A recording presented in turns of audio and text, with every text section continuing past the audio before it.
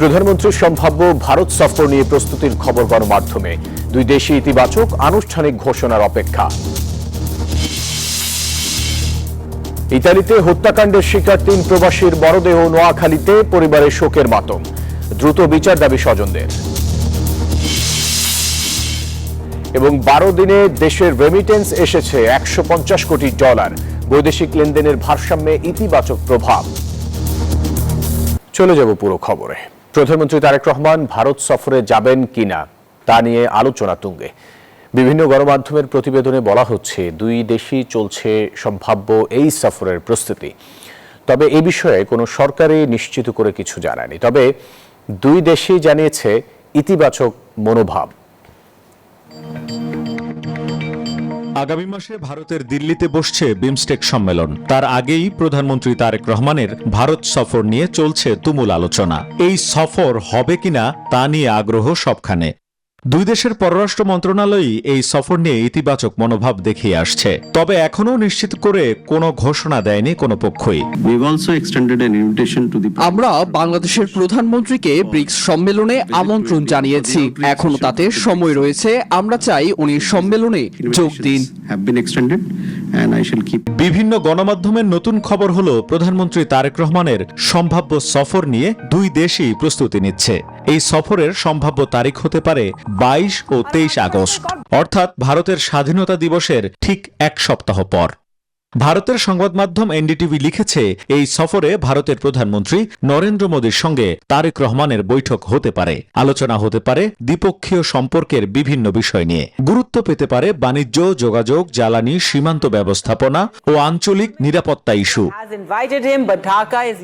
সব গুঞ্জন সত্যি হলে প্রধানমন্ত্রী হিসেবে এটিই হবে তারেক রহমানের প্রথম ভারত সফর।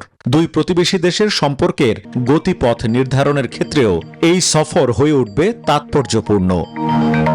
শেখ জায়েদ, নিউজ 24, ঢাকা। ইতালির রোমে নৃশংস হত্যাকাণ্ডের শিকার একই পরিবারের 3 সদস্যের মরদেহ নোয়াখালীর গ্রামের বাড়িতে পৌঁছেছে। পরিবারে চলছে শোকের মাতম। এর আগে 3টি কফিনে করে মরদেহগুলো দেশে আনা হয়। এই ঘটনায় শাহাদাত নামে এক বাংলাদেশিকে অভিযুক্ত হিসেবে শনাক্ত করেছে ইতালির পুলিশ। দ্রুত বিচার দাবি করেছেন স্বজনরা। কান্নার আহাজারিতে ভারী হয়ে উঠেছে নোয়াখালীর কোম্পানিগঞ্জের বাতাস।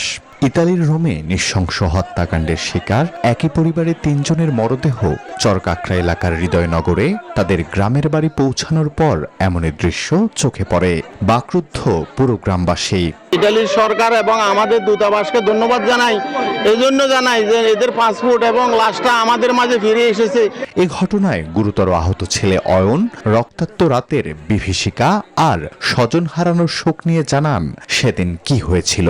আমি যেমনে পারছি অমনে ওরে ছিঁড়ে পরে আমি সিঁড়ি দিয়ে দৌড় দিয়ে নামছি। ও এই যে পিছন দিয়ে আমার দৌড় দিয়ে নামছে। পরে আমি গেটের বাইরে যাই, আমাদের বাসার ডান সাইডে পড়ে গেছে আর বাইরে কিছু লোকজন ছিল। হত্যাকাণ্ডে জড়িত থাকার অভিযোগে শাহাদাত নামে এক বাংলাদেশির নাম উঠে এসেছে। অভিযুক্তকে গ্রেফতারে তদন্ত জোরদার করেছে ইতালির পুলিশ। পুরো পরিবারকে হারিয়ে স্তব্ধ স্বজনরা। তাদের দাবি এই নৃশংস হত্যাকাণ্ডের দ্রুত ও সুষ্ঠু বিচার। আমার দাবি করে তার হাসি, আমার আর কিছু আমি চাই না। আমি ছেলে হবো খুনিকে যত দ্রুত সম্ভব যেখানে থাকুক সারা পৃথিবীতে তাকে গ্রেপ্তার করে আইনের আওতায় দৃষ্টান্তমূলক শাস্তি দেওয়া দাবি করতেছে। গত 26 জুন ইতালির রোমে নিজ বাসায় নৃশংস হত্যাকাণ্ডের শিকার হন কামাল উদ্দিন বাবুল, তার স্ত্রী হোসনে জাহান মমতাজ আরজু এবং 5 বছর বয়সী শিশুকন্যা অরোয়া ইসলাম আরিশা। গুরুতর আহত হলেও বেঁচে যান ছেলে Amir Hossain Ayon. Desk report, news 24। 2026-27 অর্থ বছরের প্রথম মাস জুলাই থেকে শুরু করে 12ই অগস্ট পর্যন্ত দেশে রেমিটেন্স এসেছে $435 কোটি 80 লাখ। বাংলাদেশ ব্যাংকের তথ্যানুযায়ী অগস্টের প্রথম 12 দিনে দেশের রেমিটেন্স এসেছে $149 কোটি 90 লাখ। গত বছরের একই সময়ে এসেছিল $105 কোটি 40 লাখ। সেই হিসেবে অগস্টের প্রথম 12 দিনে রেমিটেন্স প্রবাহ বেড়েছে 42.2%। 12ই অগস্ট একদিনেই প্রবাসীরা দেশে $11 কোটি 10 লাখ রেমিটেন্স পাঠিয়েছেন। বৈধ চ্যানেলে রেমিটেন্স প্রবাহে ইতিবাচক ধারা অব্যাহত থাকায় দেশের বৈদেশিক মুদ্রার রিজার্ভ ও সামগ্রিক বৈদেশিক লেনদেনের ভারসাম্যে এর ইতিবাচক প্রভাব পড়েছে বলে মনে করছেন সংশ্লিষ্টরা।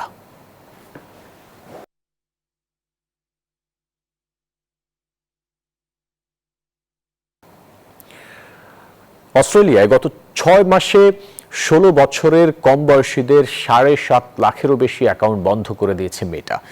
এই অ্যাকাউন্টগুলো ফেসবুক ও ইনস্টাগ্রামের। দেশটিতে একটি আইন পাশের পর এই পদক্ষেপ নেওয়া হয়েছে। বিশ্লেষকদের মতে আইন কার্যকর করতে নির্ভুল বয়স যাচাই ও নজরদারি এখন বড় চ্যালেঞ্জ। গত 10 ডিসেম্বর একটি আইন পাশ করে অস্ট্রেলিয়া সরকার। আইনটিতে 16 বছরের কম বয়সীদের সামাজিক যোগাযোগ মাধ্যম ব্যবহারে নিষেধাজ্ঞা দেওয়া হয়। শিশু কিশোরদের মানসিক ও শারীরিক স্বাস্থ্যে নেতিবাচক প্রভাব কমাতে এই আইন করে দেশটি। এই আইন কার্যকর হওয়ার পর থেকে চলছে এক ধরনের চিরুনি অভিযান। ফেসবুক ও ইনস্টাগ্রামের মালিক মেটা বলছে দেশটিতে তারা 7,56,000-এর বেশি অ্যাকাউন্ট নিষ্ক্রিয় করে দিয়েছে গত মাস 6-এর মধ্যে। এর মধ্যে ফেসবুকের অ্যাকাউন্ট রয়েছে 2,94,000 আর 4,62,000 ইনস্টাগ্রামের অ্যাকাউন্ট। গত ফেব্রুয়ারিতে আরেক সামাজিক যোগাযোগ মাধ্যম স্ন্যাপ একাই 4 লাখ অ্যাকাউন্ট বন্ধ করার কথা জানায়।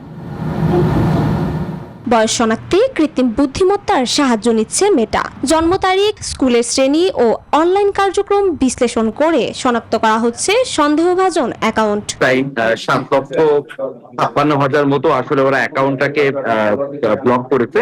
এটা বোধ ফেসবুক এবং ইনস্টাগ্রাম অ্যাকাউন্ট মিলাই। শিশুদেরকে যে অনাকাঙ্ক্ষিত কন্টেন্ট বা যেগুলো আসলে সাইবার সিকিউরিটি থ্রেট হইতে পারে বা তাদের জন্য আসলে বিপদ হইতে পারে এমন কন্টেন্ট গুলো থেকে মুক্ত করার জন্য আসলে মেটা সহ কয়েকটি প্ল্যাটফর্ম আইনটির তীব্র বিরোধিতা করে আসছে। তবে যারা আইন মেনে চলতে যথেষ্ট পদক্ষেপ নেয়নি তাদের বিরুদ্ধে ব্যবস্থা নেওয়ার কথা ভাবছে অস্ট্রেলিয়ার ইন্টারনেট নিয়ন্ত্রণ সংস্থা।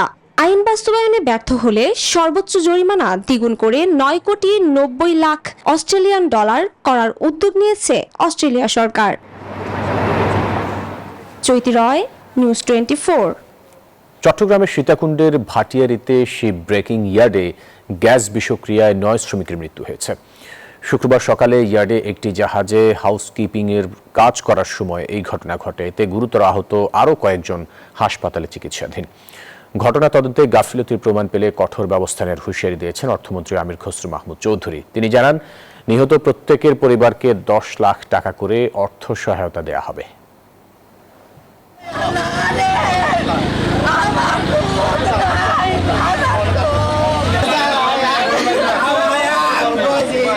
সকালে চট্টগ্রামের ভাটিয়ারীর ফেরদৌস স্টিল কারখানার একটি জাহাজে হাউসকিপিং এর কাজ করছিলেন শ্রমিকরা। এ সময় জাহাজটির একটি ট্যাঙ্ক থেকে বিষাক্ত গ্যাস ছড়িয়ে ভেতরে থাকা শ্রমিকরা অসুস্থ হয়ে পড়েন। প্রত্যক্ষদর্শীরা জানান, মেশিন দিয়ে গ্যাসের সিলিন্ডার কাটার সময় দ্রুত বেগে গ্যাস ছড়িয়ে পড়ে।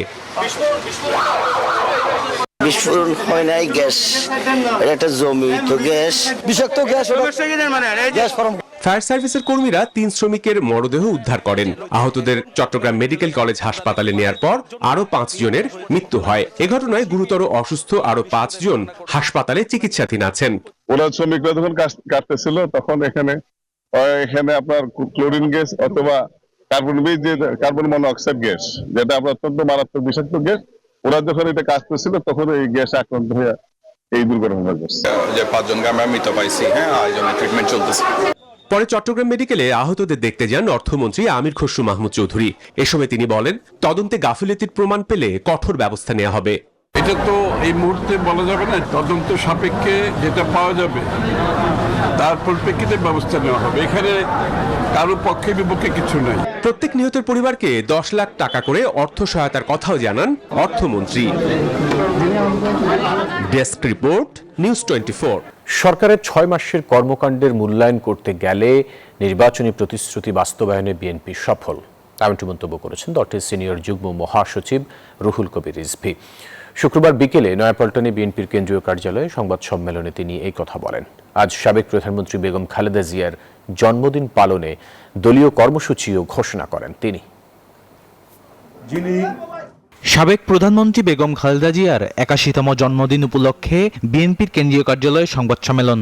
১৫ আগস্ট সারা দেশের দলীয় কার্যালয় অথবা মসজিদে দোয়া ও মাহফিল আয়োজনের কর্মসূচি ঘোষণা করেন বিএনপির সিনিয়র যুগ্ম মহাসচিব রুহুল কবির রিজভী। শনিবার সকালে কেন্দ্রীয় কার্যালয় ও বিকালে গুলশানের রাজনৈতিক কার্যালয়েও একই কর্মসূচি আয়োজনের কথা বলেন তিনি। নয়াপল্টনের কেন্দ্রীয় কার্যালয়ে সকাল 11টায়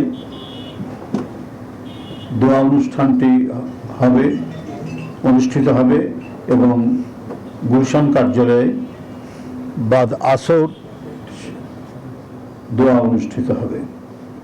এইভাবে সারা দেশের সকল দলীয় কার্যালয়ে বাংলাদেশ জাতীয়তাবাদী দল দোয়া অনুষ্ঠান পরিচালনা করবে। সংবাদ সম্মেলনে সরকারের বিগত ৬ মাসের কর্মকাণ্ডের সফলতার কথা তুলে ধরেন রুহুল কবির রিজভী। ৬ মাসের যে লক্ষ্য, সে লক্ষ্য মোটামুটি সবগুলোই পূরণ হয়েছে, কোথাও হয়তো ১৯-২০ হতে পারে। ৬ মাসের মধ্যে আমরা কতটুকু দিতে পারি, কি বলে ফ্যামিলি কার্ড দিতে পারি, কৃষক কার্ড দিতে পারি, কত কিলোমিটার আমরা খাল খনন করতে পারি, এগুলো সম্পূর্ণ স্ট্যাটিস্টিক্স আপনাদের হাতে পৌঁছে যাবে। তিনি জানান, দলীয় সিদ্ধান্তেই বিএনপি মহাসচিবের পদ ছেড়েছেন মির্জা ফখরুল ইসলাম আলমগীর। এই পদে কে দায়িত্বে আসবেন তা দলের সিদ্ধান্তে ঠিক হবে। রাষ্ট্রপতির মনোনয়ন পেয়েছেন দলের পক্ষ থেকে, এই কারণে তিনি মনে করেছেন নৈতিক কারণে তিনি দল থেকে পদত্যাগ করেছেন। বদরুল আলম শাওন, নিউজ 24, ঢাকা। সরকারের অব্যবস্থাপনায় সবকিছুর দাম বাড়ছে বলে অভিযোগ করেছেন এনসিপির আহ্বায়ক নাহিদ ইসলাম। শুক্রবার বিকেলে রাজধানীর যাত্রাবাড়িতে গণভোটের রায় বাস্তবায়ন সহ বিভিন্ন দাবিতে এনসিপির ঢাকা মহানগর দক্ষিণ শাখার গণসমাবেশে তিনি এই কথা বলেন। নাহিদ ইসলাম বলেন, ফ্যামিলি কার্ড জনগণ পাচ্ছে না। নির্বাচন কমিশন থেকে শুরু করে সব প্রতিষ্ঠানকে দলীয়করণ করা হচ্ছে। দ্রুতই গণভোটের রায় ও জুলাই সনদ বাস্তবায়নের দাবি জানান তিনি।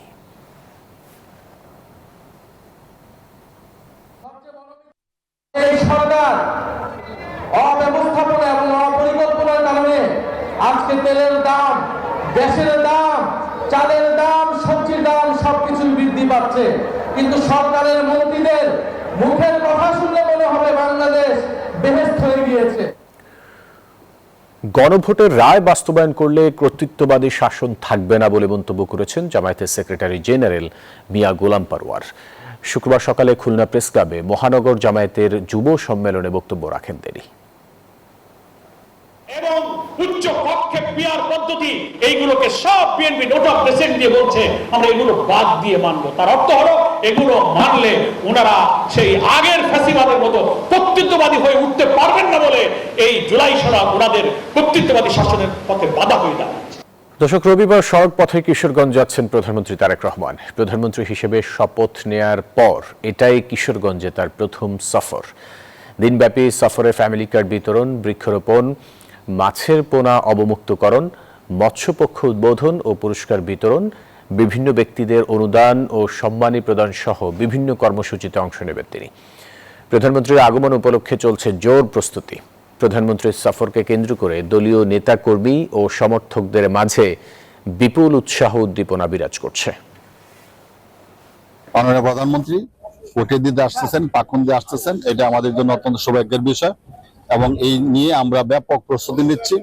জনগণ উৎফুল্ল। কিশোরগঞ্জ ভৈরব টু ময়মনসিংহ রোডটা এটা অত্যন্ত নাজুক অঙ্গুর, আমরা এটাকে 4 লেন করার জন্য আমরা দাবি রেখেছি।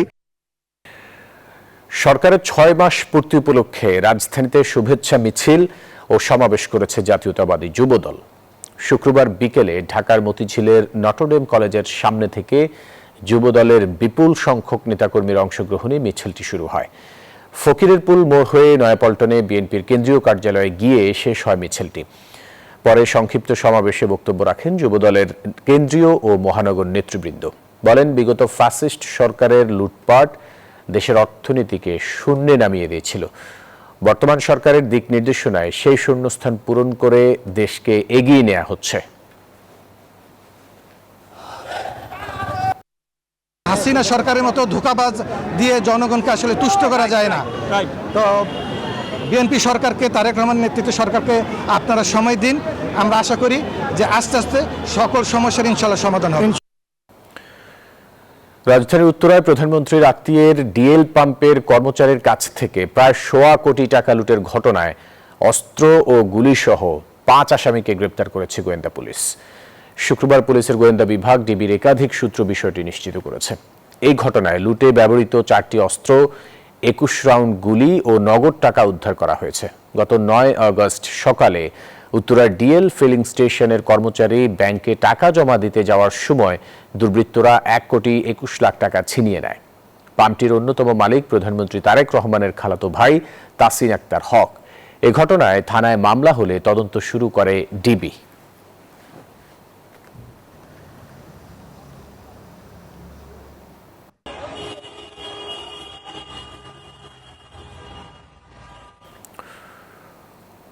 ডারউইন টেস্টে চালকের আসনে বাংলাদেশ। তানজিদ তামিমের দুর্দান্ত সেঞ্চুরিতে দ্বিতীয় দিন শেষে অস্ট্রেলিয়ার বিপক্ষে 153 রানে এগিয়ে টাইগাররা। 6 উইকেটে 351 রান নিয়ে দিন শেষ করেছে নাজমুল শান্তর দল। মিরাজ 32 ও হাসান মাহমুদ 13 রানে অপরাজিত আছেন। প্রথম দিনের মতো দ্বিতীয় দিনেও অস্ট্রেলিয়ার মাটিতে দাপট বাংলাদেশের। তানজিদ তামিমের ইতিহাস গড়া সেঞ্চুরি আর অধিনায়ক নাজমুল শান্তের 84 রানে ভর করে দারুণ দিন কাটিয়েছে টাইগাররা। মাঝে 3 উইকেট তুলে ম্যাচে ফেরার ইঙ্গিত দিয়েছিল অজিরা। তবে মিরাজ হাসানের প্রতিরোধে দিন শেষে আবারও চালকের আসনে বাংলাদেশ। দ্বিতীয় দিনের শুরুটাও টাইগারদের দখলে। মমিনুল আর তানজিদ তামিমের ব্যাটে অজি বোলারদের উপর চাপ বাড়তে থাকে। দ্বিতীয় উইকেটে 102 রানের জুটি। অস্ট্রেলিয়ার মাটিতে যে কোনো উইকেটে বাংলাদেশের সর্বোচ্চ। তবে হাফ সেঞ্চুরির আগে থামেন মমিনুল হক। 49 রানেই বিদায় নেন তিনি। তবে থামেননি তানজিদ তামিম। 188 বলে ক্যারিয়ারের প্রথম টেস্ট সেঞ্চুরি দেখা পান এই ওপেনার। অস্ট্রেলিয়ার মাটিতে বাংলাদেশের কোনো ব্যাটারের এটি প্রথম টেস্ট সেঞ্চুরি। 101 রানের দুর্দান্ত ইনিংসের পর অবশ্য থামতে হয় তানজিদ তামিমকে। অন্যদিকে শান্ত এগোচ্ছিলেন সেঞ্চুরির পথে। তবে হেজেলউডের বলে 84 রানে আউট হন টাইগার কাপ্তান। শান্ত ফেরার পর ম্যাচে উত্তেজনা বাড়ে। মাত্র 11 রানের ব্যবধানে 3 উইকেট হারিয়ে কিছুটা চাপে পড়ে স্বাগতিকরা। মুশফিক 36 ও ইনজুরি থেকে ফেরা লিটন দাস আউট হন 0 রানে। অস্ট্রেলিয়ার জন্য বাধা হয়ে ওঠে টাইগার লোয়ার অর্ডার। মেহেদি মিরাজ ও হাসান মাহমুদের অবিচ্ছিন্ন 43 রানের জুটি ফের স্বস্তি ফেরায় বাংলাদেশ শিবিরে। দিন শেষে 6 উইকেটে 356 রান বাংলাদেশের, লিড 153। তৃতীয় দিনে লক্ষ্য একটাই, লিড আরও বড় করা। তাসবিহ শরণ, নিউজ 24। দর্শক, ছিল নিউজ 24 এর প্রবাসের সংবাদের এখনকার আয়োজনে। আরো সংবাদ ও বিশ্লেষণ জানতে ভিজিট করুন news24bd.tv তে। এতক্ষণ সাথে থাকার জন্য অসংখ্য ধন্যবাদ সবাইকে।